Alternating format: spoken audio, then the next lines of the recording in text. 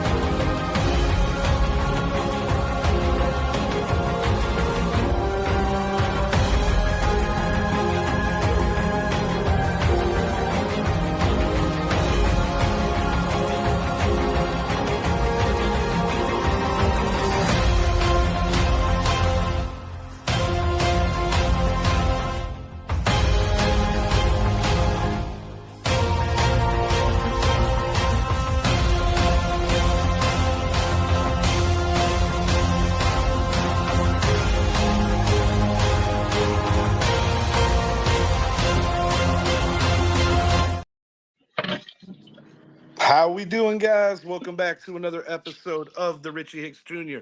Sports Podcast here on Facebook Live and YouTube. I am your host, Richie, here with my guy, Mr. Idris Salam, a.k.a. Bosco from the Bronx.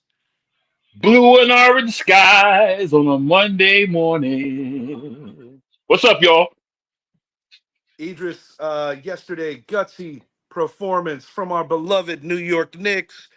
Yes. Definitely going to be the main story of today. We're also going to hit on one of your favorites, former favorites, Miss Angel Reese. We're going to talk about her plight in the WNBA and how just one short year ago, her tune has changed when addressing the media. Yes, sir. New York Mets winning a series against the team that ended their season last year. Of course, I'm talking about the Los Angeles Dodgers. Ooh, ooh. Big feel-good series win for them. But on a bigger note, is Juan Soto feeling okay? We're going to hit on that. And if Juan Soto has a couple of regrets, going to hit on Aaron Rodgers, see where the hell he's going to be when football season comes to be. It's drawing near. A lot to unpack. We also got the Western Conference Finals Game 4 today. A series that you picked the Timberwolves in, and going to get your thoughts as well as mine on Game 4 of that. And I'm also going to talk about a couple of Netflix must-watches, in my opinion. But we are starting this up with the New York Knickerbockers behind Karl Anthony Towns and the deep bench coming back from 20 down. Have they figured out the Pacers, or was Coach Tom Thibodeau's revelation more of circumstantial because of the foul trouble to his superstars? Yeah, I think it's more of the latter, the foul situation, but it was good because we got to see what the bench can do, and it helped a lot because it spelled our starters like Josh Hart. He came off the bench, of course. You know, um, Jalen Brunson got a blow, Cat got a blow. You know, and it preserved them for the fourth quarter because both players barely played 30 minutes, which is great because in the previous series they was playing 40 minutes. Detroit and Boston. So I think it helped a lot. I think it saved his job, but we can talk about that later. But it helped a lot. I don't think we figured Indiana out quite yet because they still did what they want to do. Just we were just stronger on offense, but we still had to learn to stop giving them open shots because a lot of their shots they get are wide open jump shots. We still got to close out on those. But I think the foul trouble is what did it for it. But it was good. It's a good thing because now Thibodeau knows, hey, we have these guys. We can use these guys to put in so our starters can sit. Yeah, I had called for it a couple of weeks ago here on the show multiple Yeah. times.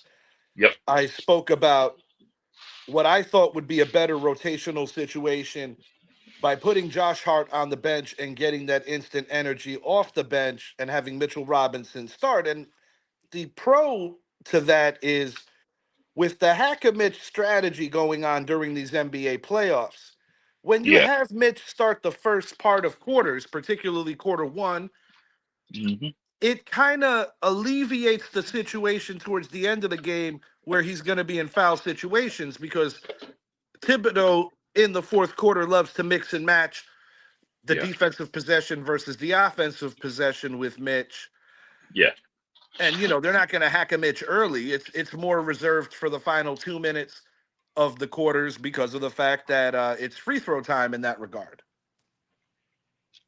Right on. Right on. You know, Boston tried that hack and Mitch early.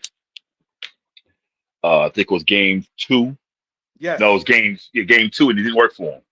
Because Mitch was Okay. dropped. He was sinking them. They said, "Oh, we can't use this anymore."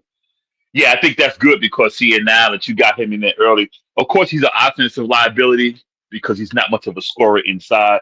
However, he can get the rebounds and dish it out. And he did put 6 points on the board in the first quarter, which is good, considering. But yeah, I agree with you. And you did say it a few weeks ago about the bench thing. Yeah, you called it. Yeah, because we know what Deuce McBride is bringing off the bench.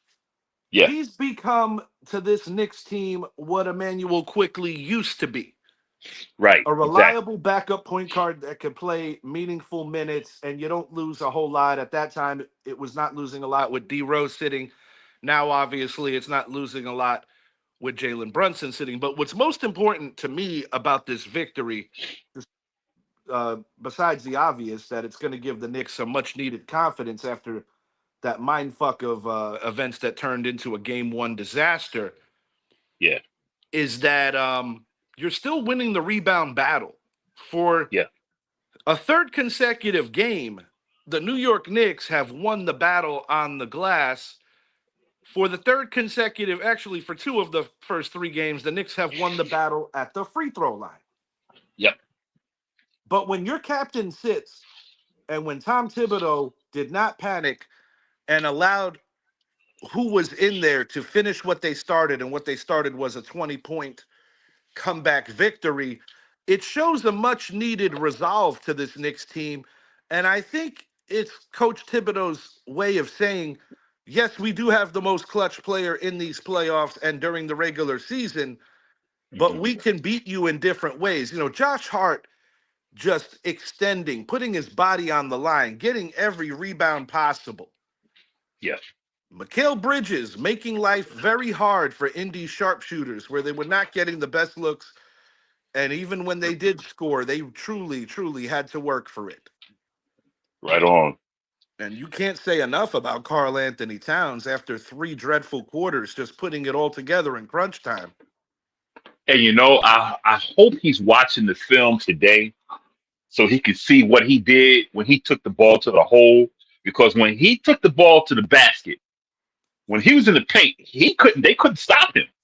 No, He they was just couldn't. he was just backing them down. And that fourth quarter, it's like he was just going down a lane like, okay, this is like the New York turnstiles in New York. He was just coming straight down the lane, laying up, dunking, catching it on the wing, backing whoever's down, turning it down, Siak, whoever's there, just backing them down. And I hope he's watching the tape today, like, hey. And they said his best games this year were against Indiana. Stick with what you did in game three. They cannot stop you. It's going to open up the floor for Bridges, Brunson, Hart, OG. It's going to open the floor for all four of those because they're going to Yeah, try. Game four, they're going to try to stop that. yeah, yeah. I mean, it was a total team win in terms Yeah, of defense. And something that Charles Barkley alluded to at halftime of game one, which he was proven right, is that with the short rotation, the Knicks are going to have a harder time running with these Pacers. right, exactly. But yesterday, for the first time in the series, I saw a tired Pacers team and a Knicks team that looked like they could play two more quarters if they needed to. And I think that helped that we had we changed the rotation around. The backups got that run while the Indiana Pacers starters were still on the court. So when our starters came, our five came on the court, we were fresh and we were able to wear them down. We were already, we played them physical. I mean, this is a physical series, and it's always been a physical series going back to the Reggie Miller days. Yeah, So and I when think our that's starters why came in there, Stan Van Yeah. Gundy was so perturbed, and this is goes to my mom's question here.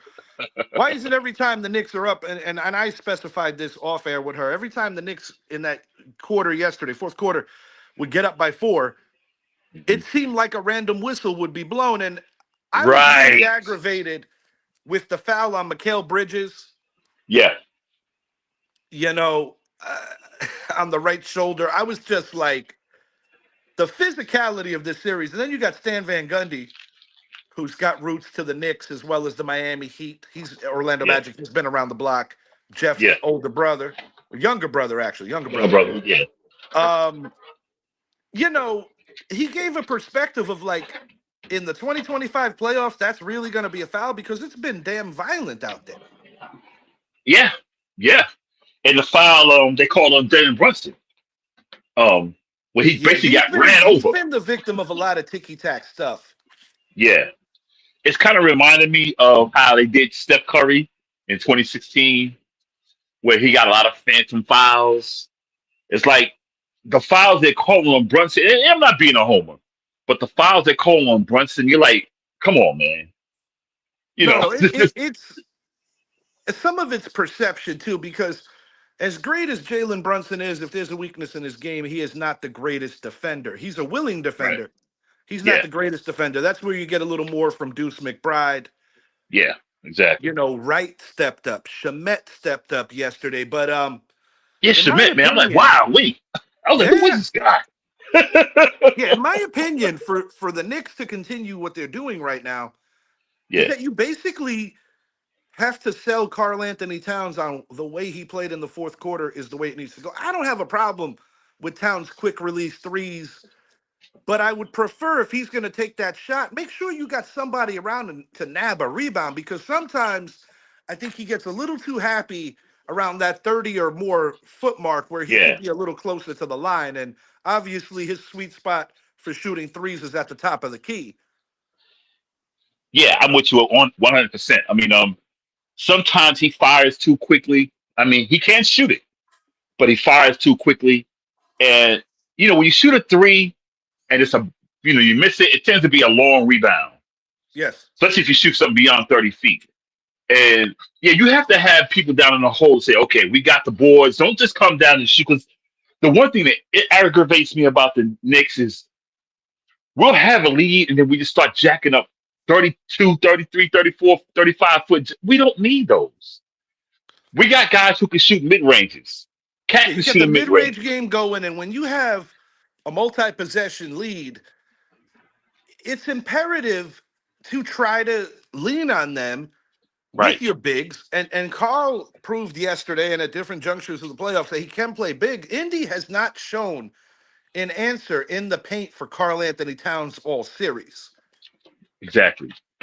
And if And you really want to take it a step further, whenever we're really slashing to the basket is when the Knicks are truly at their best, because that's when you could draw in more defenders. And a lot of right. good things are happening because you're either going to get to the rack and get fouled, or that's when Yeah. you could start kicking and find an OG, McHale, Deuce, whoever might be playing on the wings. And Yeah. I said this going in on the preview of this series that you said Knicks in 6, I said Knicks in 7.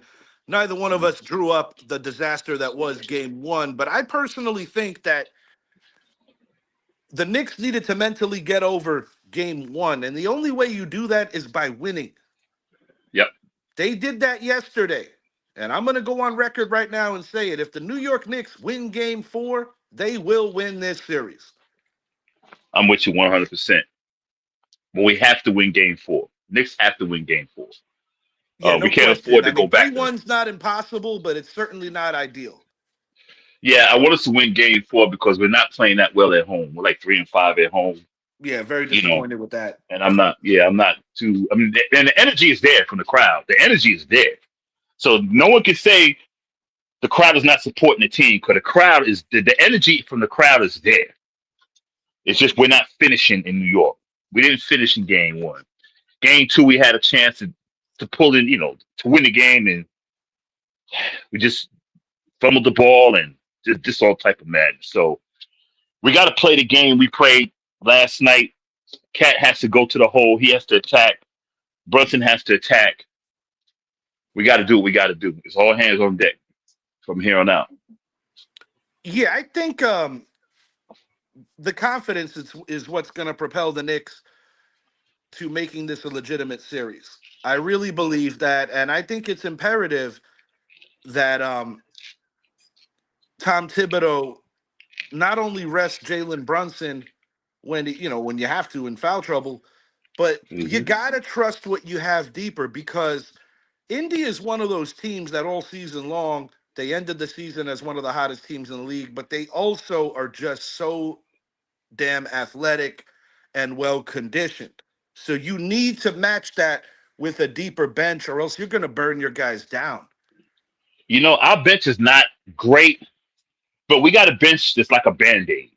We Yeah, can stop the bleeding. And that's what we need. We need guys who can just hold it down for 5 minutes, you know, 10 minutes or whatever. And I mean 5 or 10 minutes like real time, not game and when time. you have Deuce and Hart both coming off with that second unit, it Yeah, gives it gives the second unit a better chance to have plus ratios when your main guys are sitting. And as far as Carl Anthony Towns goes, he just has to listen to Shaquille O'Neal, the way Shaq has been critical yeah, about Cat just needing to play big and big. in the paint and out physicaling the Pacers. And that's what they did yesterday. Knicks in 7. I'm sticking with it. I'm saying Knicks in 6, man. I'm saying Knicks in 6. I mean, we've seen it happen over the years that teams have lost the first two, and then once they get that first win, it's really all it takes. Yeah, But you, I you think know what? with the Look with the at that. 500 Yeah, going into that environment, that was yeah. massive. You know what? I'll get my final word on this. New York crowd. I watched the TNT show, and that New York crowd is in Indiana. They were back there saying Nixon six, Nixon six, and Kenny Smith was like, first I mean Charles Barkley like, boy, these New York fans are crazy, and Kenny Smith was like, yep, we travel well. So I Well, it's gotta, similar. It's similar to the Yankees. The yeah, Knicks have been disappointing at home, but one thing that they don't have to worry about is there's not going to be a lack of a feel of home whenever you're on the road because of how well these fans travel. yeah, and you know what, and I'm glad that we are. Of course, everyone's watching us. People who like the Knicks are watching us. People who don't like the Knicks are watching us. Those who are just regular basketball fans, everyone's watching us. And most of the people watching us, other than us, our fans, don't want us to win. No. I can tell. And I'm not trying to give a pity party, but a lot of people don't want the And Knicks I'll to be win. honest, some of it's warranted because of the over the top stuff. Because you know, let's keep it a buck. Some of our fans could really be intolerable, Yeah, yeah. I mean, I ain't denying that. and I understand. I honestly understand. And then you have that contingent from Jersey/Brooklyn that just loves to see us fail because their Yeah, organization is in a bad place. right. And I can't talk because I'm one of them fans. I'm one of them rabid, crazy fans. No, I be watching this team. I've honed it down a lot, but I mean, there's only so much annoyance I could bring when I got the house to myself. Right. Oh, But I'm at home. Hey, I'm at home by myself. I still act a fool. yeah, oh no, yesterday I wasn't happy or anything. I was relieved because for the Yeah, first time in this series, I felt that what should have happened did happen. I believe the Knicks are a yeah, better team. yeah, I thought we were better than them last year too, but the injury bug really bit us at the worst possible time. yeah, And if this yeah. thing does go 7, I said it to you off air. I don't see the Knicks losing 2 years in a row to the same team in a seventh game at Not at home. I home. just don't see it happening. Not at home. No, Not at home. We sir. go to Game 7 at the Garden. That Garden's going to be a freaking madhouse. Oh yeah, most definitely. And I think they have the right attitude right now. It's one game at a time. They know Yeah, that they let one go. So to win this yeah, series, you essentially have to win 5 games because we should have won game 1. It should be 2-1. yeah, It isn't. yeah, But if the mistakes made in game 1 You go over film, the mistakes made in game two. If ultimately the lessons are learned and it propels you to being a better team as the series goes along, because no two games are the same in any series. And even Coach Tom Right on. Thibodeau has to evolve. And I will say this, for the first time in 3 nights, he outcoached Rick Carlisle, and that is huge. Yeah, big time, big time. And like I said, I'm hoping they're watching the film today. I'm pretty sure they are, but really, because I mean, I can't question Tibbs' coaching. I mean, not at all. The guy knows. I'm just hoping the players like taking in, like, hey, look what we did to win this game. We attacked the paint. And it's That's their huge for weakness. his career trajectory in terms of his New York tenure, because if the Knicks lose last night and if they would have got swept or just had a really lackluster He was gone. appearance in this ECF, yeah, He's gone. there's already some chatter about potential replacements. And I think Coach Thibodeau has paid his dues in this Mhm. organization going back to when he was an assistant with this organization. If we could win this series, and I think we can, and he gets well, we get to the finals. I think he'll also grow and see, okay, I need to change my strategy because he'll see like I am running these guys into the ground. I'm pretty sure he's heard the chatter, like you're running these guys into the ground, and he'll make the move, say, okay, we got to get deeper. I 'Cause mean, we got, last year it was a little more understandable because of the fact that yeah, Randall got hurt before the year even ended. yeah. There OG were got other variables the as to hammy, yeah, why. There were other yeah, variables as to why last year, but from his era, he's very staunch. And yeah. and the thing with Thibodeau, if you don't play defense and if you're not a two-way player or if you're not You're not making getting the on the two-way field. effort, you're not going to get on the court. You're not getting on the court. It's a big reason why Evan Fournier was buried on that bench. And it's a big Kevin reason why Knox, if Thibodeau was the coach when Melo was here, Melo would probably have a lot of issues and be asking out of town. yeah. Look at it. Him, Kevin Knox is another one. Yes, sir. You know, you don't play defense, you're not getting on the court. You may not be not be you might not even be on the bench. You're out of here. Cause we got Precious Achua on. He's not great, but he's a good relief. Even You know, with he's on the Kemba bench. Walker. Even with Yeah, Kemba Kemba Walker. Walker. Kemba Walker, right. And that was an Yeah, addition that I thought was going to pay dividends, but it didn't. yeah. That's why I think Tibbs has grown. I think he's seeing things now. And I think we get through if we get by, and I think we should get by Indiana.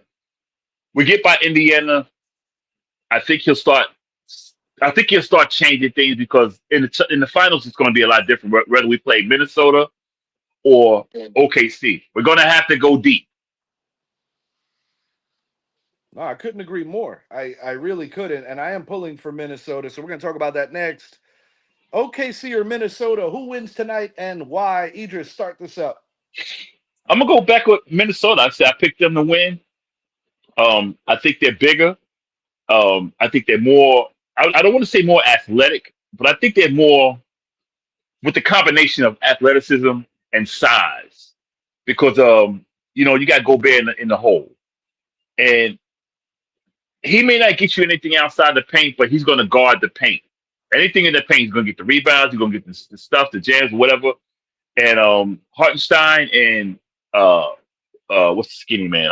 I just had his name, Chet Holmgren. Yeah, We've seen, Holmgren, yeah. yeah, Holmgren. He's a good player. He can shoot, he can slash, but he's so thin and he's easy to be pushed around. And Ant Man showed out Saturday night. He showed out, and I think we're going to see the same thing. SGA, that guy has such a smooth game, dude. I didn't realize how good he was until I watched him this year. SGA that's a bad dude, man. Yeah. Golly, Yeah, MVP worthy season for sure. And the reason why I like Minnesota tonight, and the yeah, reason why I like Minnesota to pull this series out, in my opinion, it probably will go the distance of 7 games, hmm is because I'm still not convinced that in the trenches, OKC can take the beating over a course hmm of a 7 game series. I thought they were very fortunate to win the Denver series. I thought there was one particular game that stood out to me. in that series where Denver let them off the hook. But the point is, Julius Randle's playing very big right now. Yep. Your second, third, and fourth guys are really doing it. And I still think there's going to be a Dante DiVincenzo sighting where he actually has one of those big come out contribution games. But Ant-Man, his intensity right now, defensively, SGA is phenomenal. Yeah. Phenomenal. But I think Minnesota has a deeper team. And if Rudy Gobert plays to his potential as a defensive specialist, I think Yeah. Minnesota's going to find a way. And let's not, lose sight of recent experience. OKC, this is their second go around as the best team in the West regular season wise. Right. But last season, Minnesota made the Western Conference Finals, Yeah. and they're tasting that goal centric thing to get to the finals. So I personally think that what was the biggest question in the NBA offseason about who won the trade might ultimately come to fruition if the Knicks and Wolves were to meet each other, which would be very, very interesting. Big time. That's the matchup I want, man. Yeah, I That's what think. I want. Yeah, I think most people that want something different because there is a contingent that would like to see something that most didn't see coming this year. I would think would prefer a Wolves Knicks series. I think either combination, OKC and Indy, in the event that those two advance, in my opinion, would be one of the more highest scoring NBA finals we've ever seen. And To be honest with you, I actually think Indy matches up better with OKC than the Knicks do, but I think the Knicks match up better with the Wolves than Indy does. So it's going to be interesting. I think if OKC and Indiana play, I'll be honest with you, man. I will call it sweep for OKC, man, Oh, because of I that said the defense. games are going to be high scoring. I didn't say that it was going to be a competitive Oh series. yeah. Yo, I know. Oh, I know. I'm just adding that little caveat. But I think what OKC they're missing what they missed last year. Now, they might get by Minnesota, but they're missing what they missed last year. Even though it's physical and it's defensive minded as they are, they don't have that tough guy. Yeah, They Isaiah don't have that. Hartenstein is a good piece, and believe Yeah, me, there have been times during the course of the season or even these playoffs where I said, "Damn, I missed that guy." But yeah, I also remember that guy disappeared in a must-win Game 7 last year, and that yeah, guy, in my opinion, got paid way too much. I mean, he took the yeah, money. It was a great deal for him and his family. I can't blame him for taking the deal because the Knicks were only right. able to offer him what they were able to because of bird Yeah, rights. But I yeah, personally yeah. believe that even with his addition, they are still not physical enough. They're not. And see, he can get you some points, rebounds, but he's just not that guy where No, this like he's not like a cat no. that can get you rebound, get you 20 points. And even He's though not that. Julius Randle's not a natural center, he's a power forward. He Yeah, plays big like that. He's not a Julius Randle either, and I could attest to right. that because they played on the same team. And that's what I'm saying. Exactly. He's not that. If Julius Randle had Hartenstein's size and everything, that he would be their number five. No He'd be their question. center. No question. But and see, they don't have that dirty guy. Hartenstein is that guy, but he's not that guy. He's not like Rudy Gobert, who's going to be in the hole like you're not coming in here. He's not like Mitchell Robinson. You're not coming in here. Yeah, He's Mitchell not. Mitchell Robinson's been terrific. He really has. Yeah, yeah. So, um, but I still got OKC. I still got Minnesota winning this game tonight, and I got them winning the series. I just think they're tougher.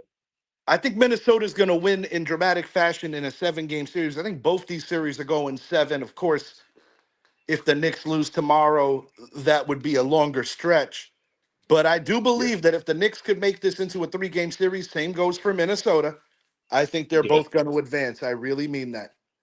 I love to see them, the Villanova boys, go against uh DiVincenzo and go the former Knicks. The Knicks going against the former Knicks. DiVincenzo, Oh yeah, it's a Randall, lot and of Hartenstein. excitement, and you get the four Nova players in that series, and it kind of lights Yeah, it up for that AT&T commercial with yeah. DiVincenzo running into his Right, boss. right. Yo, Dante might have a future in acting. he kind of pulled it off well, where he almost looked like he was going to cry, and even Josh Hart Yeah, with that did he? weird look he gave him. Dude, I see the commercial again right before we came on air. I was like, Josh Hart is a funny dude, bro. he is, dude. You know, You could I tell. never thought I never thought I would like him because he's with the Lakers and all that, But I like Josh Hart, man. I like Josh Hart. I really do. I like Josh Hart. Yeah, and he We wears the gotta, right. He wears the right number because back when the other yeah, guy who wore that number, John Starks, he yeah, was the heart of the team, and yeah, no pun intended. So is Josh for what yeah. the Knicks are doing. Speaking of what are we doing? What the hell is Aaron Rodgers doing? Idris, where is this guy? Where is this guy going? He's going to Pittsburgh. I said it a month ago. I said he's going to Pittsburgh. I'm gonna tell you why he's going to Pittsburgh. Pittsburgh is mum about everything. They're not saying nothing. They're not panicking. They wasn't panicking during the draft about a quarterback. They know Aaron Rodgers coming in. Also, Aaron Rodgers made a point on the interview he had this weekend. This lady asked him about his plan. This is what he said. Pittsburgh has to go to Chicago this year.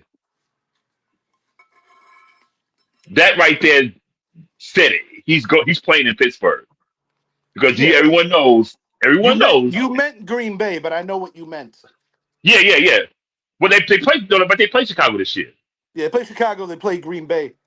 Now, I'm saying he said Chicago because he dominates Chicago, Yeah, that's a good and point. And I also know that the there was a Green Bay reference in there as well. Because the thing that's it might have interesting been is it might have been Green Bay. Then it might have been Green Bay. because the thing that's interesting about this is the Pittsburgh Steelers completely neglected the quarterback position in this year's NFL draft.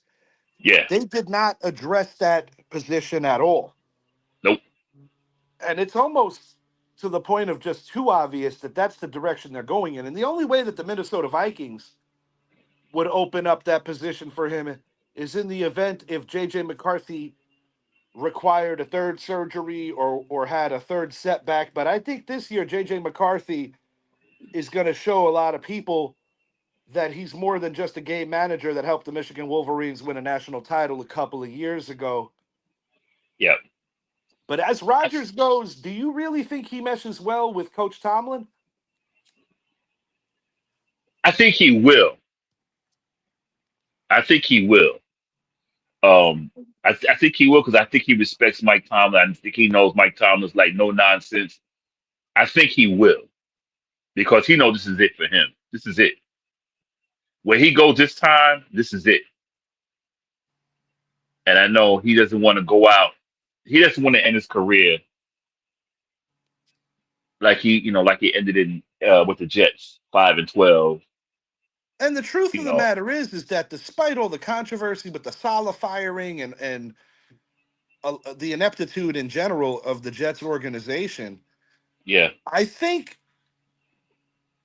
that when you look at Pittsburgh, how they've had so much of a constant in terms of the way they run their organization. They yeah. are they hold on to coaches longer than any other organization in the NFL. Only three since the Super Bowl era. They have always kept a pretty steady identity of hard-nosed football, both sides of the ball, regardless of who the quarterback is, they're going to run the ball. They're Yeah, going to use the elements against you, so to speak. I think this is a good situation for Aaron Rodgers, and I think DK Metcalf will be the happiest guy in town. right. And see, that's another reason why I said I believe because he has that number one guy. He has that big, tall receiver, big, tall, physical receiver out there. He lost George Pickens, true. Um, but I think he's going to the Steelers.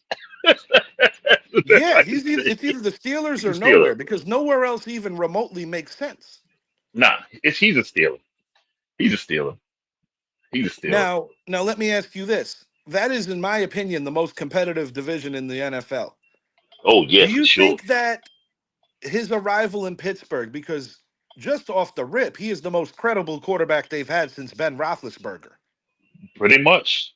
Do you think that they can actually do some winning there and cut the gap on a team like the Ravens, Can they hang with Cincinnati? Because Cincinnati did make some strides to improve their defense this offseason. And of course, Joe Burrow played at an MVP level along with his divisional counterpart, Lamar Jackson. I think they actually finished second and third or Yeah, second and fourth because I know Saquon got a couple of votes. yeah. But, ultimately, Josh Allen won the award. I think it was a makeup for last year. I think Lamar and Josh should have just got flipped. Like Lamar should have won it this year and Josh should have won it the previous year. But the point is, can Mhm. they do some winning over there? Can they close the gap on Baltimore? And can they hold back Cincinnati? Forget about the Browns. Browns are there. I think I think they can close the gap some. It's going to depend on their defense though, and I don't know, they need a running game. So it's going to be their defense and they need a running game because I Well, mean they're not Jalen going to Warren let is going to have to step it up with the departure of Najee Harris, who's now going to be sharing exactly, the backfield with the sensational Omarion Hampton out of UNC. exactly. And see, that's it. That's what I'm saying. The running game is going to have to. They're going to have to. The running game's got to get them at least 1,200 to 1,500 yards this season. They're going to have to because you can't. You're not going to. They got DK Metcalf out there, but Pickens is gone. So Yeah, you there's don't a want to lot of rely on. opportunity to see who's going to emerge Yeah, as the number two. And I'm curious to see if Aaron Rodgers is going to get cute and try to bring any of his Green Bay comrades over. I hope not. I mean, we Is he already gonna seen is what he gonna happened with try to that. pull Randall Cobb off of a couch? No, I think that's done, right? Yeah, nah. I hope it's done. Al Enough. Lazard, Yeah, nah, Lazard. Sorry, enough of that movie. I'm nah. happy that him and Devontae are finally going in different paths. Yeah, Devontae thinking about retiring, Well, so Devontae who signed knows? with the Rams. Yeah, but he's still talking retirement. He's talking out of his ass. He's going to enjoy Yeah, playing in that offense. he's He's gonna look. actually He's the gonna look. opposite of Oh yeah, Puka Nakua. I actually think the Los Angeles Rams are a bona fide Super Bowl contender because I said it yeah, on the show in the past, and I even mentioned it to your cousin on Messenger. yeah, I said that penalty was huge because the defense was absolutely gassed. yeah. The Rams are a Super Bowl contender, and I expect them to win the West with relative ease. I think the surprise in that division this year is going to be the jump that Jonathan Gannon's boys, the Arizona Cardinals, make. I think a lot of people don't see that coming, but I think the Cardinals are going to jump the 49ers as the biggest threat to the Rams this coming season. Very, very possible. Very possible. They looked good last year. They looked real good last year. Um, of course, they were young, coaching wise and personnel wise, and Kyler Murray still trying to, come back. But they looked good last year. And I thought Kyler Murray Yeah, grew a lot as a quarterback last year. he did. Mentally, mainly, he grew Oh, up. yeah. He matured. He matured. And it takes that because you see how Baker Mayfield. It took the fall because it took Arizona to be like, look here, we'll get rid of you if you want to act funny. Yeah, some of the best quarterbacks have actually had to hit the floor before they turned into Steve Young didn't have a Yeah, pleasant beginning. right. Brett Favre wasn't wanted by anyone, nor was Kurt Warner. Nah, Atlanta gave up on Brett Favre. Yeah, Jerry Glanville never truly understood what he had. He really didn't. He really didn't. And speaking So, of Favre, we're about to get on him in a moment. But yeah, last thing about Rodgers and why yeah. this is just too obvious. You know who the Steelers open up against this year, right? Hmm.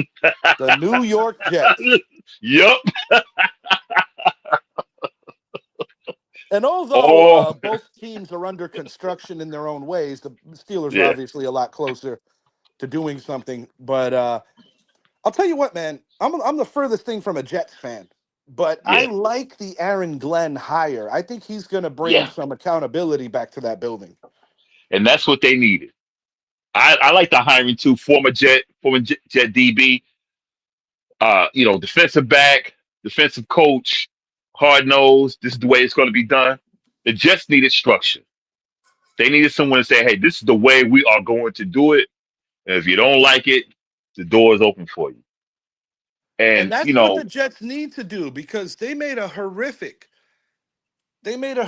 purchase, so to speak, when they decided to bring in Aaron Rodgers. They had the yeah, cameras all over them. But I will say this, Idris. If yeah, Aaron Rodgers doesn't get hurt 5 plays into the season 2 seasons ago, is it a completely different story with the Jets? yeah, Something I could buy into that because I think once Rodgers got hurt and yeah, then Zach Wilson got back in, I think that just the snowball effect really was too much for a young coach in Robert Saleh. And quite frankly, he never truly had the full confidence of the front office because there were times where I felt like Rodgers ran that team. yeah, yeah. The Jets. I thought Salah was a good coach. They loved him. I think I think Rodgers basically sabotaged him. I really do. Yeah, I think I Rodgers really do. sabotaged him. I actually think Rodgers wanted Nathaniel Hackett to get the job. Yeah. But Anyway, Hackett there, the offense didn't look all that good either. I mean, no, no. The one thing that I'll give Rodgers is that his numbers show that in a functional situation, he could still be a very effective quarterback. And it will be interesting to see how it plays out. I still think that the Pittsburgh Steelers are the third best team in the North behind Cincinnati and, of course, Baltimore. Baltimore is a Super I Bowl agree. contender I yet agree. again. But from Aaron Rodgers to the man that he replaced, I wanted to mention a couple of, in my opinion, good watches on Netflix. Yesterday, before the Knicks game, I saw the Osama bin Laden manhunt. Oh yeah. And I wanted to say this. As New Yorkers, we obviously have really big feelings, similar to the people in DC, about the tragic events of September 11th. It goes without saying. Hmm. And to make a sports analogy, it's one of the reasons why I'm happy that the Commanders and G-Men are playing week one. And I feel that they should flip venues every year because those were the two cities most affected on that dreadful Right. day. Right on. Right on. But what I found very interesting about this is that it really gave you behind the scenes info on how Hmm. intense this was, even going back to the Bush administration and even into the Obama administration. Hmm. And the congressional dinner that they had literally the day before they were going into the compound, how they Hmm. found his courier that really opened up the door for them to do some math and figure out that there was a decent enough probability Hmm. and just the risk value of it, putting our Navy SEALs in such grave danger, but realizing that this might be the one and only time that they could take out the world's greatest terrorist. It was phenomenal. Yeah, I have it in my queue. Because I happened to flick on Netflix last night. I seen it I saw it pop up, and I went on and saved it. I'm going to watch it probably either before the game tonight or after the game. I want to see that, so yeah, I'm going to definitely check it out. And I'll be honest, I'm critical of damn near every president. Hmm. From Bush to Obama to Reagan to pretty much anyone who's been in office, I could find something that I want to complain about. Yeah, same here. But one thing I will say is that I am very grateful to that administration for getting it done. Yeah, And I also want to yeah, even take a step, and although George Bush made a shit ton of mistakes, I personally think that he had the wool pulled over his eyes by yeah, Donald Rumsfeld as well as Dick Cheney. I do yeah. believe in my heart and soul that George Bush was the biggest fan the day that the next president took care of business because it was an effort for anyone in that office and anyone who loves this country. You know what? That's how I feel about George Bush. I wasn't a big fan of him when he was in office. I think he made some mistakes, and I No also think he question. did get. I think he got the wrong intelligence, and he had the vendetta because of what his father and Bin Laden, da da da. But Absolutely. I think he just had the wrong guys. But once he got out of office, you got to see George Bush the person, and I grew to like him because I saw how even when he passed the torch to Obama, how he bowed down gracefully and he disappeared. And when he popped back up, it was like you didn't see the president, you didn't see the politician, you saw George Bush the person. Regardless of political affiliation, Yes, and one thing I that would I listen. always remembered hearing from Hmm. anyone I know who worked at the White House Hmm. is that his mother, Barbara Bush, was kind of like everybody's grandma. Yeah, His late father, yeah, his late father almost always made it a point to bring former First Lady Michelle Obama her yeah, favorite candies. yes, And the yeah, point oh to be yeah, made is that as Americans, regardless of what side of the line you're on, you want right. to see these guys work together Yeah, dude. You know what? After when and Obama got in provide a office, unity for a greater cause. dude, when Obama got in office, I started paying a lot of attention to the Bushes, and I said, dude, I grew to like them, all of them. The father, he was a card. He was funny. Even George, George too. W. Well, the thing with He- George Bush, he's one of those guys that you'd want to have a drink with because in his heyday, he was yes, a fun guy, yes, as was and Obama for that matter. yeah, and But the nobody way was having George, more fun than Bill Clinton. nah, That was like having Frank the Tank in office. right, but the way George Bush talked, I was like, I like this guy. And like, how you like him? Da, da, da, da. I said because you listen to the man, you listen to the person. You're not listening to the Republican. You're not listening to the former president. You listen to the human being. I And I listened personally to him think that talk. people like Condoleezza Rice, the Yeah, late great Colin Powell, yeah, and former President Bush really got reamed by pure evil in Donald Rumsfeld and Dick Cheney. And I'm going to leave it there. yeah. I'm gonna close with this with that. Yeah, I agree. And Condoleezza Rice, I don't know if you knew this. You probably did. I wish she would have became the commissioner NFL because they wanted her to be the NFL commissioner I do because recall she that actually. yeah because she's a big she's on the college football selection committee. She's been on I that for was I don't know not how long. aware of that. No, I wasn't. Oh yeah, oh yeah, she's been on that for ever since they went to the playoff format. Really? Yeah, she's been on that committee. Condoleezza Rice is a huge football fan. News to That's me. I what. knew I knew that there had to be some kind of prophetic love for the game if she's Yes, being considered. she's But a huge fan. She follows college football and pro. Yes, she is. That's why he was trying to get her to be the commissioner because she knows so much football. Yes. well, from something of very serious matter to something still serious, but not on the same plateau. The Brett Favre documentary was Oh interesting. yeah. The Fall of Favre, I believe it's called, because it really honed in on some of the non-savory stuff that he was running as a member of the New York Jets, Yeah. and it really makes you have some sincere sympathy for the woman in there who was just dragged through the mud and her career basically busted up Yeah. because of the fact that it was her going against an NFL legend who Right. basically, because of his time in Green Bay and how for so long he was considered a cloth of Americana and the face of the NFL prior to Tom Brady Hmm.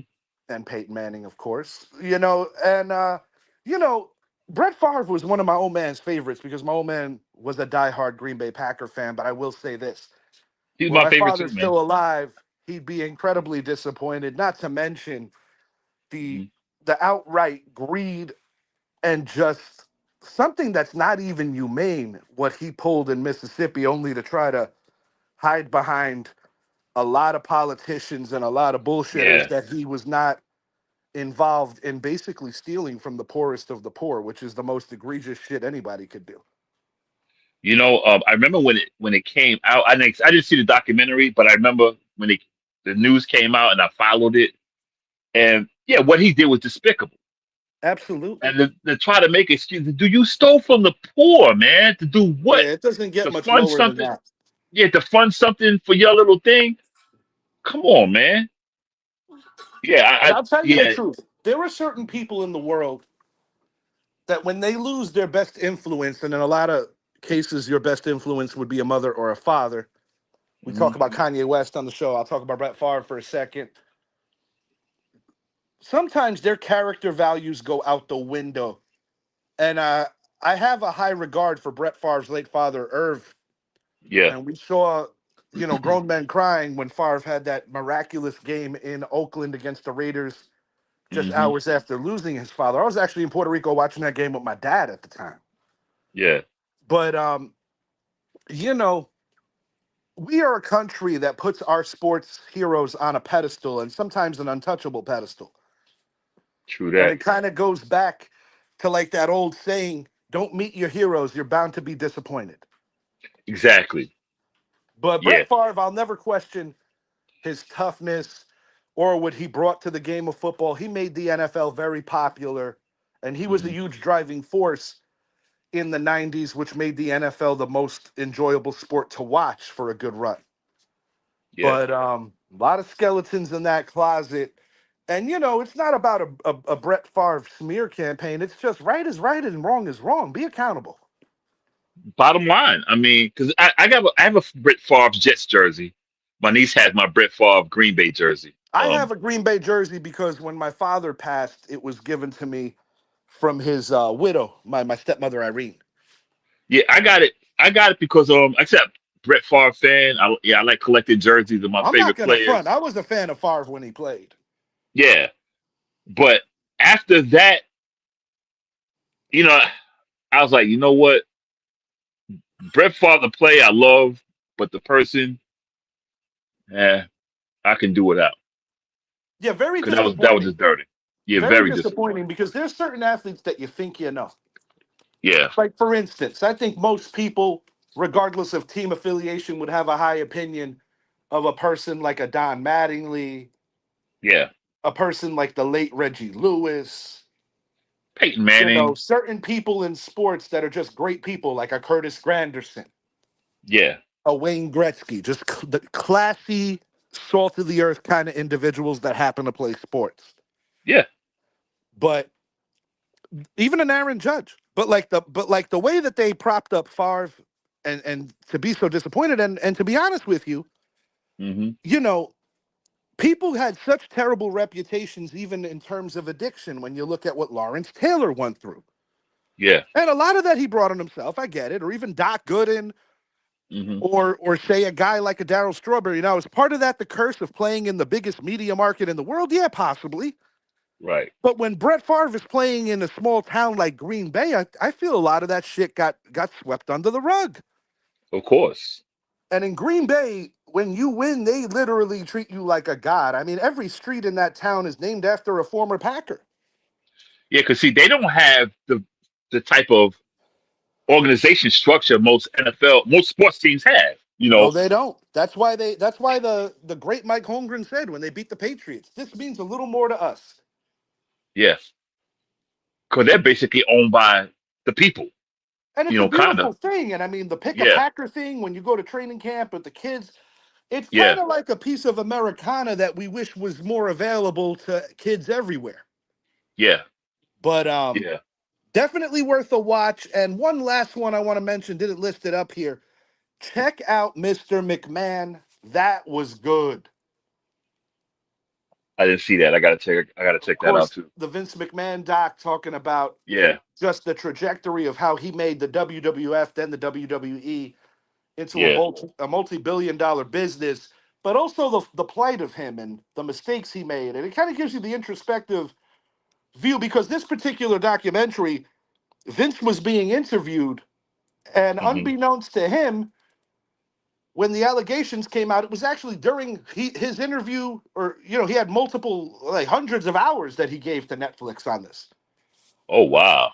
Yeah, I gotta So check it out. definitely worth a watch. I'm sure there'll be anybody that loves wrestling. I think there'll be some things that'll surprise some of you, and definitely worth a watch. Regretful Juan Soto, bitter Angel Reese, question marks on both. I'm gonna start with Soto. Michael Kay said it best initially. It wasn't about the fact that he took the money that turned off everybody. It's the fact that he pretended that it wasn't about the money and trying to paint a picture that the New York Mets had a better trajectory over a 10-year period than the New York Yankees did. Because unless if Juan Soto was sleeping under a rock, the Yankees have been the superior team pretty much since the beginning of the 90s. Yeah, basically, basically I, when I think George there's a Michael lot of became our reasons Soto manager. wanted out, ranging from the money, tradition that he wasn't really a fan of, And also the fact that he would always be the number two to Aaron Judge. Say what you want about Alex Rodriguez. He did not have a problem Mm-mm. sliding over for the captain, Derek Jeter. I truly don't think Juan Soto was ever willing to do that for Aaron Judge. Nope. And that might have been why he left. And if he feels bad or he's unhappy, well, that's what comes with when you play in New York. That's what happens when you play in New York and you're with the Yankees and you go to the Mets. That's what happens. Ask Curtis Granderson. You got a bunch of Yankees that went over to the Mets. This is what happened. It's New York is a Yankee town when it comes to baseball. The It's a only Yankee time, town. the only time in my life that I could say a proper business decision to try to leave the Yankees and go to the Mets would be when the Yankees were an utter horror show from like 88 to like 91. Yeah. Until they got George The Michael in there. Mets were a better Yeah. run organization during the 1980s. I have literally Yeah. no problem admitting that because it's the truth. I remember it. Yep. Because I was But the almost gonna. Mets squandered that opportunity to really take over Hmm. because they did win a championship, but they didn't handle the notoriety well, and it quickly fell apart. Exactly. And if he feels any type of way, it goes on him. Look, you left it with probably I would say probably the greatest organization in sports. My opinion, the Yankees. You left the Yankees. You left the biggest market in baseball. And like I said, one of the biggest, if not the biggest market in American sports. New York. You left the Bronx. The you know, the Bronx and Boston, they go back to the beginning of the time. There's a So couple of things that I find interesting. Yankee yeah. Stadium is the perfect park for Juan Soto to play in. He's never going to have the Yes, kind of year he had offensively. that porch. Yes. Not to mention, it was kind of like it was kind of like the closest thing you're ever going to see to Ruth and Gehrig or Mantle and Yes. Maris in a everyday lineup. Yes. It's the Yes. closest thing you will ever see to those previous Yankee duos. And I also think that he's not enjoying baseball right now. The Soto No. shuffle has been kind of like moderated and damn near absent. Yeah. And I feel that he's lost some confidence. Yeah. I mean, I can't say I feel bad for him because I don't. You went across the bridge. You went to Queens. And when you go to Queens from the Bronx, this is the hell you get. The spotlight is now the spotlight is on you when you play in New York. The spotlight gets bigger when you play for the Yankees. The But Mets when are you a go damn for good team right now. And I they expect are. them to be in the postseason with a legitimate chance to represent the National League. You got the Dodgers, you got the Padres, you got the Giants, Hmm. you got the Phillies. Those are the Got the heavy Phillies. hitters in the National League and the Mets. The Mets, But right. Juan Soto is going to have to be that dude at some point where it's not going to just fall on Pete Alonso and Francisco Lindor. And that's when we're going to find out. And I'll be honest with you. I don't think he's going to serve the Mets the same way that he served the Yankees. No, he's not. For one thing, you're playing with the Yankees, you're playing in the hitter's park. You're playing in the hitter's park. That's where you want to be. You're playing for the Yankees. And And I could understand the home run numbers being down because the only yeah, dimension similar to Yankee Stadium in city is actually left field. But left field, yeah. the home run numbers being down, I can understand. But the 241 average, I think it Uh-uh. speaks volumes on his stubbornness of constantly being a pull hitter.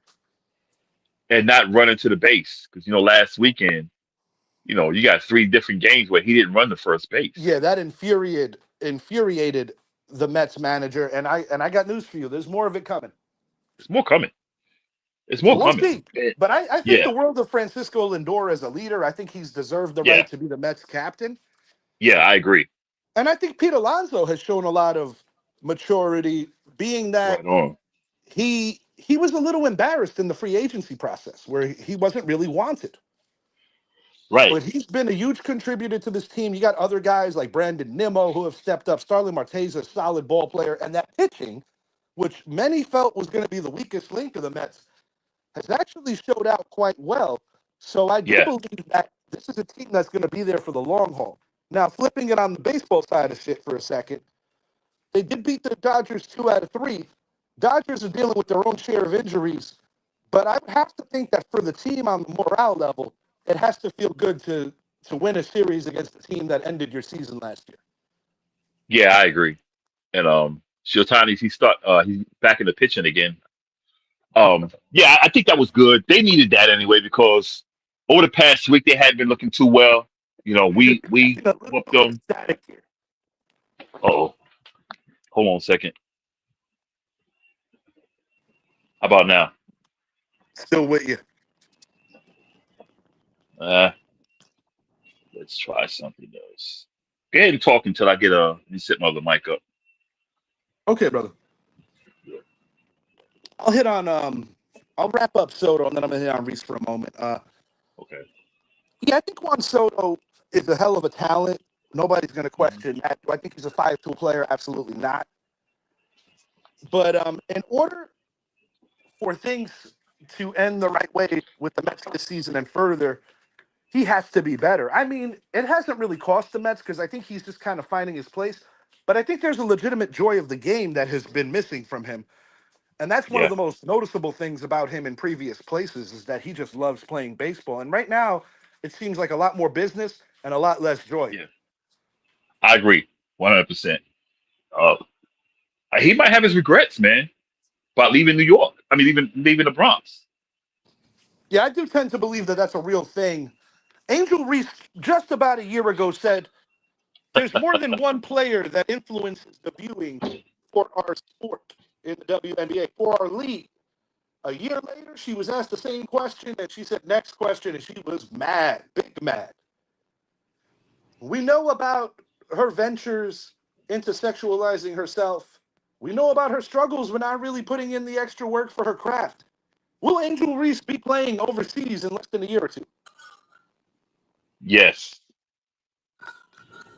I give it when her contract is up, she'll either be overseas or she'll be out of Chicago. People can talk all day about how she's getting her rebounds. Those are me bounds. I watch the games, and I'm not hating on her, even though her fans will say I'm hating on her. I was a fan of hers before people started talking about her. I was a fan of her when she was at Maryland, and her game has digressed. So I say regress, shall I say?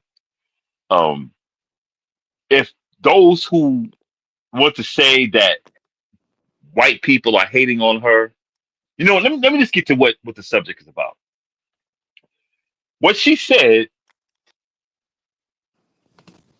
basically is like, hey, she's not the only Caitlin Clark's not the only one. It's because of me too. No, it's not because of you two. It was, but your game did not. Your college game did not translate over. And still, for her to say what she said, then when asked about it, she avoids the question. Says everything we need to know. It's just talk. She said everything we need to hear. It's just talking. So Yeah, I I say think the she'll be pressure. overseas when her contract is up. Yeah, I think the pressure of her star is definitely getting the best of her, and I don't think there's much more of a future for her in the WNBA. Final topic, I'm going to hit on the Yanks. Idris, that static, for some reason, seems to keep coming back, but I'm going to hit on JC Escarra enjoying his best day as a pro. Aaron Judge hits another one, no surprise there. He looked very pissed when he was getting walked. Tarek Skubal of the Detroit Tigers, huge shutout against the Cleveland Guardians yesterday. I think he is really working his case for an American League Cy Young Award this year. I think the Detroit Tigers pose the biggest threat to the New York Yankees. I think the Detroit Tigers pose the biggest threat to the New York Yankees from winning the pennant. AJ Hinch is doing a hell of a job with that team, and it's their starters. Their starters are really good. The Tigers, in my opinion, are the best team in baseball right now, but the Yankees are not far behind. I think they're on a collision course in the playoffs. It's going to be good. As the Yankees go, good news, and I mentioned this recently. Marcus Stroman was owed $18 million in a bonus package if he pitched X amount of innings. That ain't going to happen this year because he's only pitched 9 innings this season. He should be reactivated in July. This opens up more trade suitors for Marcus Stroman because of the fact that he could mesh well. Personally, I think in a National League team, Zappy and I spoke on this off air, but with the reemergence of Ryan Yarbrough, who's been a journeyman, but a pretty successful pitcher, whether as a starter or middle relief, with Luis Gil on the horizon, and with Carlos Rodon and Max Fried both pitching as co-aces in Garrett Cole's absence, I think this Yankee team's in a good position. Devin Williams, after getting taken out of ninth inning duties, has improved. Luke Weaver, although he had a rough ninth yesterday, has been damn near unhittable. I think the Yankees have the best bullpen in baseball, and I think you can make an argument that the Yankees might have the best 1-2 punch in the American League between Rodon and Fried, and I can't wait for Garrett Cole to get healthy and rejoin this team. I'm with you on that, 100%. Right now, just based on what we're seeing in baseball, who's making the ALCS and the NLCS? I think the ALCS, barring a major injury to either squad, is going to be the Tigers and the Yankees. Yeah, and I would love that too.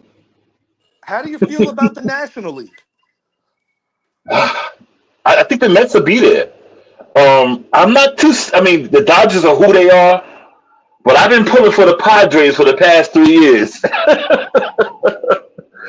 I'm gonna go. Dang it, man. I'm gonna go Mets Padres, man.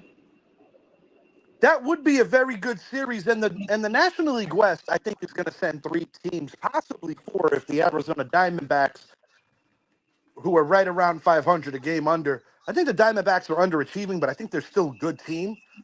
Yeah. But my one legitimate dark horse in each league, the Seattle Mariners are my dark horse in the American League to win the pennant and try to win their first ever World Series.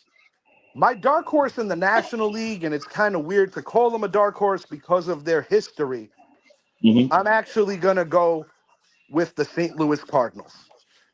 Ooh, A team that's that's a hanging surprise. around. A team that's Yes. just kind of hanging around. The Cubs are not completely running away with it. Right. It's going to be interesting. And last thought on baseball, Paul Skeens, best pitcher in baseball probably right now. Will the Pirates be able to build a team around him, or are they going to trade him off, piss off their fan base even further, and have him wearing either pinstripes, Dodger blue, or a B on his hat, one of the big market teams? They're gonna do just what the Milwaukee Brewers do at the break. Trade them away. And while I and while I Because you don't know, think it's necessarily going to happen this year, yeah, because they do have control of him up until the end of the decade, yeah, it would be very unwise to uh-huh. wait longer because his stock is never going to be higher. One Right. last thought. Yankees making it clear they're happy to carry 3 catchers. J.C. Escarra played the role of hero yesterday, but Ben Rice, when Giancarlo Stanton eventually returns, he's still going to get at bats. And with Ben Rice having the ability to be a catcher, it's going to be very interesting to see how the Yankees deploy that. Yeah, I was kind of surprised they got 3 catches, but Escarra, he showed out yesterday, 3 for 4, man. He balled And he out. So needed hey, to because it's been a tough year at the plate for him, but he's the one guy on the roster that nobody had making it. right. I definitely didn't. I would say I, Marcus Stroman is the other one, but he made it more due to circumstances because of the injuries to Heel and Cole. yeah, I had a feeling Stroman would, but Escarra, no, I didn't. I was surprised, but hey, we'll see what happens though. I'm going to call it now. This could be a good trade. I would like to see this trade be facilitated. I don't know if it will. If Okay. the Cardinals somewhat fall out a little, or even if they don't fall out, if the trade makes sense, I would like to see the New York Yankees approach the St. Louis Cardinals to try to get Nolan Arenado, add him to the third base mix, and get rid of Marcus Stroman. I can roll with that. I would be so pleased because, Oswaldo Cabrera was doing a heck of a job. Yeah. I'm happy that DJ LeMahieu since coming off the extended IL, is looking a little more like the old DJ LeMahieu. Right. However, it's not the ideal fix. I would love to see the Yankees try to make a move for Arenado. I think a guy like Stroman makes sense because I think Stroman is perfect for that division, and I think he's going to have more success in the National League anyway. Yeah. I mean, you might as well, because and he needs a change, man. He Oh needs a yeah, he's change. he's essentially done with the Yankees. The Yeah. fact that they're not going to them or the next team is not going to owe him that 18 mil makes trading for him a lot more feasible. Yeah, because anytime you ain't got to pay a lot of money to get rid of somebody, or you don't have to pick up a contract, that's a good thing, So he needs a change, man. New Yankees York. running into the two LA teams coming up this week. The Angels followed by the Dodgers. I'm looking forward to that Dodger series. I got revenge Of on the course. mind. I don't like the Dodgers. I don't like them like I don't like Boston. Yeah, So yes. I think beating the Mets 2 out of 3 really Hmm. uplifted the Yankees. They've been playing great baseball. They won 8 of the last Yeah. 10. Yeah. Yeah. But you know, do not get complacent with the middle of the road Angels team looking ahead to the Dodgers because that can happen. But I expect the Yankees to at minimum go 500 over the next 6. 4 out of 6 would be terrific. But I really like the direction that the Yankees are going in right now. Yeah. If we can go for at least 500 against the LA teams, that'd be good. But we don't want to go any lower than that. We want to do no more. I want to win more. But yeah. Yeah, historically, that's never an easy stretch. No. And now with the Mm-mm. caveat of everybody playing everybody, it is a little different. Yeah. Because even my Yeah. stepdad Eddie asked, we don't play Colorado often. What happens if they can't finish this game? Because we did have that long rain delay. But Yeah. We kind of whooped them that first game. yeah, We kind of whooped them. Not kind of whooped them. We whooped them the yeah. first After game. getting embarrassed, we were like, okay. Then the Yeah. Yankees are known for that. When they drop a game to a team they're not supposed to lose to, like similar to the White Sox last year. Yeah. But my God, the Colorado Rockies are a different kind of God, bad. they are bad, dude. They might set the record for losses this year. They are bad, And do bad. you know? Do you know how bad it is that record could be broken in consecutive years? Right. It just got set. They are bad, bad. And you know what? Playing in Colorado doesn't help any, because that's a hit on the hitter's park, Coors Field. They So it's literally give nothing in nothing, terms of dude. wanting to improve that club, similar to what we've seen happen over the years with the Pittsburgh Pirates. It's a pitiful situation. And the A's are the ones that don't have a really real city, but they're playing. Yeah, the You A's have a know? bright future in my eyes. I think they're going to be in a good position. I think approaching the midway point, I Yeah. think the division that's hardest to project is actually Zappy's division, the American League West, because Jacob Oh DeGrom is man. pitching like the DeGrom of old, but unfortunately, he's not getting any run support similar to his time in Queens. But if I the was going to say Rangers bats that. gets going and playing up to their potential, I think the Rangers could hang around. But Seattle's starting five is so good, so I am going to take the Mariners to win that division. Yankees in the Yeah. East, Yeah. Tigers in the Central. But it will be interesting to see if the Boston Red Sox make a deadline move to up their chances of making the postseason as a wild card. And my God, the Baltimore Orioles are just so bad. Again. Time to sell. 2 years of Dude, they were 30. so good just what 2 seasons Yeah, they had ago. They two really were good years. yes, and then now they look like the Baltimore Orioles when uh Santander is gone. Corbin Burns is gone. Now their yeah, manager got fired. dude, they had such a good young team, and Yeah, it's they like they said fired their manager recently. And I think the next one to go is going to be John Schneider in Toronto. Don Mattingly Toronto, will yeah, be the Toronto manager before the year's over. deservedly so. Get that And man a Don job, Mattingly man. will get the Blue Jays back to where they belong. I'm going to stand on that. Yeah, I agree. Give that man his due. Yeah, it's God the Orioles, man. They were so good just 2 seasons ago, man. And Chris Dixon been a little bit of a ghost, but when I do run into him, I'm going to remind him about that. Yeah, I ain't seen that guy in it's been a while. You know what? We might have to do another American Manhunt and find him. Right. Until next time, he is Idris. I am Richie. Making a point. Check out the V Mix, the Vicious Mix on live365.com. Thank you, Happy thank you, thank you. birthday to Idris's co-host, Chanel. Yeah. Happy birthday to you. Make sure to check them out. Casual Convo Show, 8 to 10 every Wednesday night. Check out the Basement Show as well as the Sports Corner with our good friend, Mr. Johnny Nast. The Nest. And check Yes, out the sir. Bleed Blue Show as football season is steadily approaching. And you already The, know we're going to be hitting big time on the happenings in the NFL as football is coming just at the end of the summer. yes. Really exciting to see the legends in the house. Michael Strahan, Lawrence Taylor, and Justin Tuck visiting with the Giants defense this week. That is so great, man.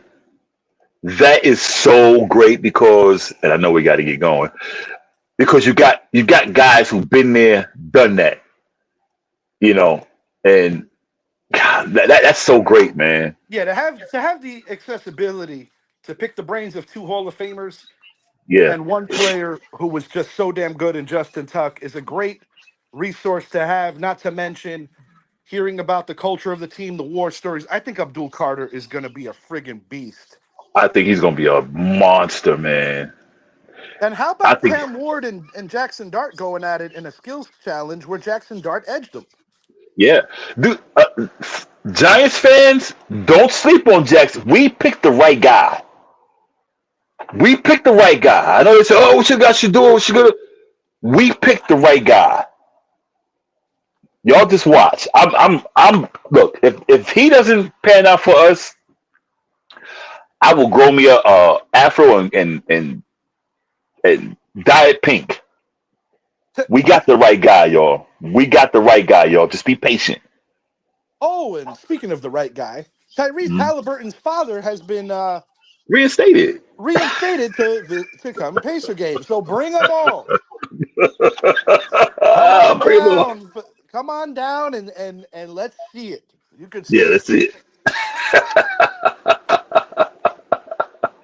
Yeah, I love it, man. And to anyone enjoying some good food over the barbecue today, enjoying some good drink, enjoying some good family, regardless of political affiliation or however we feel about the direction of this country, one thing I do want to say, and I think I speak for the panel, Hmm. is to all those lost who served our country in different junctures of every war, of every hostile moment, Right, the bravery that they have exhibited is unmatched. And I just want to say to all those lost, that's what today is about. So, everyone, regardless of where this country is and how we want it to get better for all, let's be thankful for those brave men and women who gave the ultimate sacrifice for this country of ours. right. Because they all, I mean, they were of both political parties. So we can't say, oh, liberal. Let's just honor all of them. Honor all of them because all of them deserve this day to be remembered, and they deserve a lot more than that. Right on, right on. For Idris, I am Richie. Have a great rest of your day, everyone. We are out. Blue skies, baby.